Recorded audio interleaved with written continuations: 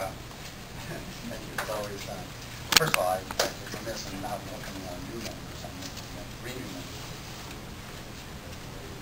Thank you, Brian, that is coming back. Thank you for the leadership that you put in the past.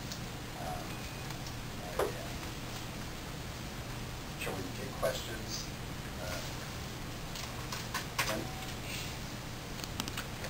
Yeah, I can hardly hear you now. Oh, I'm sorry. Can hardly hear you, Johnny. Thank you, Mr. Chairman. Yeah, thank you for your report.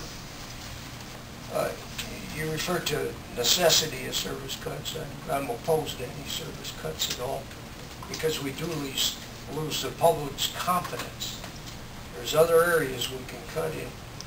On the benefit plans, you hit that a couple of times, and certainly I think the employees here do enjoy exceptional benefit plans, but did you all look at the history of how they got? I mean, in negotiations, you give up things in the past to get for the future. Maybe there is some modification needed, but when you look at things, did you see how they got their good benefits and what they gave up for them in negotiations along the way? Because I recall the only thing that we talked about this year with regard to the benefits history was the fact that the current benefit program design on the health side was agreed to 6 years ago, I believe. And we recognized that nobody could have anticipated 6 years ago what would happen to employee benefit costs over that period of time.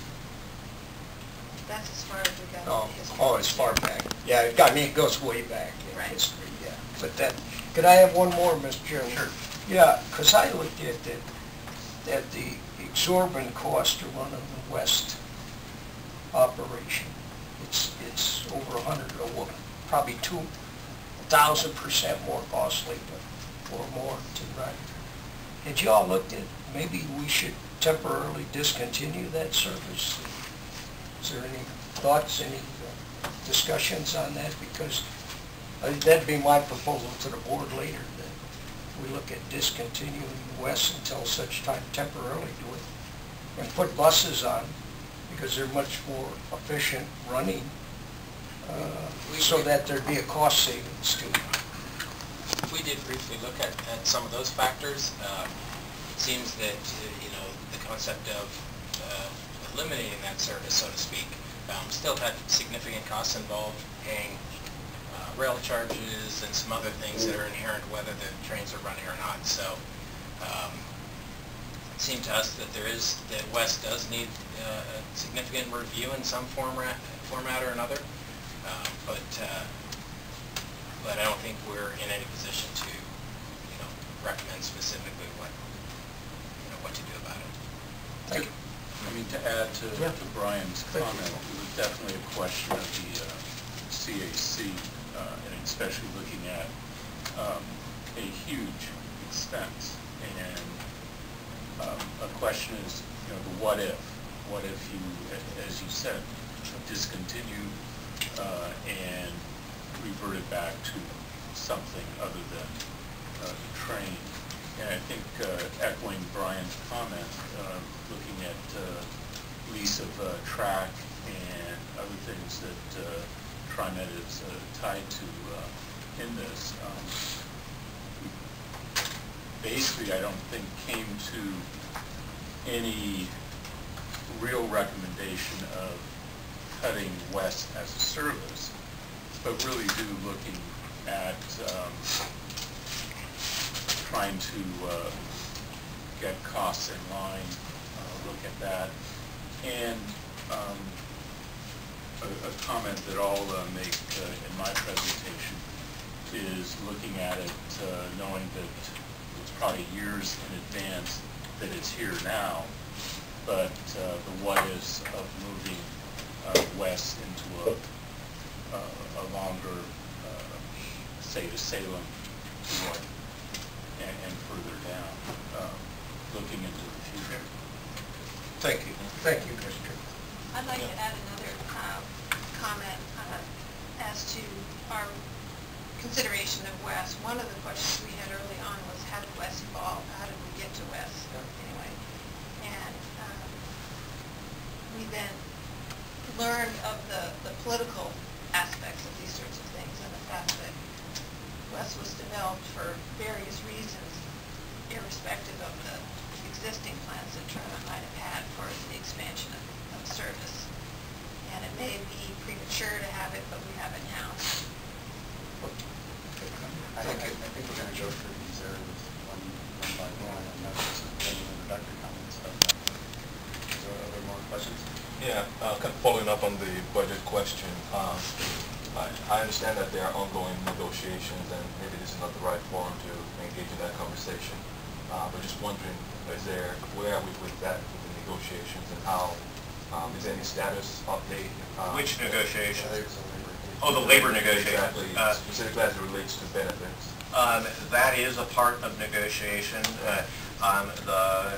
Both the ATU and TriMet signed essentially working understandings, agreements, that we would not do that in the public media. We're happy to be able to brief you on any of the detailed issues, but that is a part of it. It is fairly well prescribed under state statute about various processes. That is a negotiation period, the mediation, a cooling off, and then ultimately arbitration. If there cannot be agreement before that, we're at the stage of looking toward entering mediation. So it's the second of those formalized steps.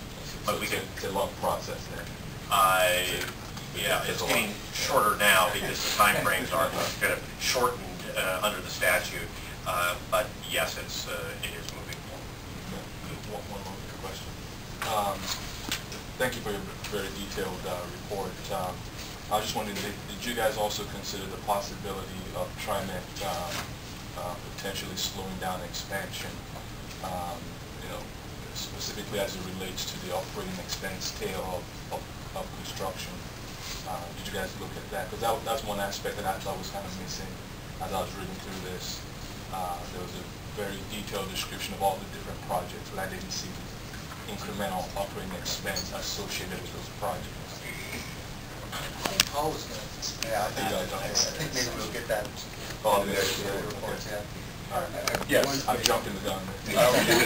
I can answer your question. You can wait till we in one word right now and go into more detail. basically, yes. Okay. All right. I want to follow with the budget, particularly around the reductions versus whether we reduce service, but the cost in terms of health care has impacts, because I look at the bottom of that section 2.3, continuing expenditures. It is impacting the non-union workers who have not received the raise, who will not potentially receive one again. And so my question is did you discuss any type of scenario that would help to bring this in line so that there could be some type of win-win for everybody? And if not, it's a question I'd like to pose that you would go back and give some consideration to. Actually, last year, it was one of the focus areas of the CACs, and we did, I thought, an admirable job of laying it out. First of all, stating the problem and identifying some potential solutions. And those are the ones that I believe now the board acted on at the last meeting in terms of a policy framework or our overview of what should happen.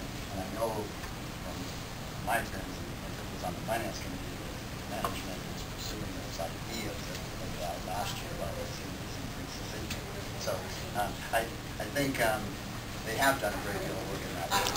And it's actually informed our efforts at getting to a fair and balanced contract.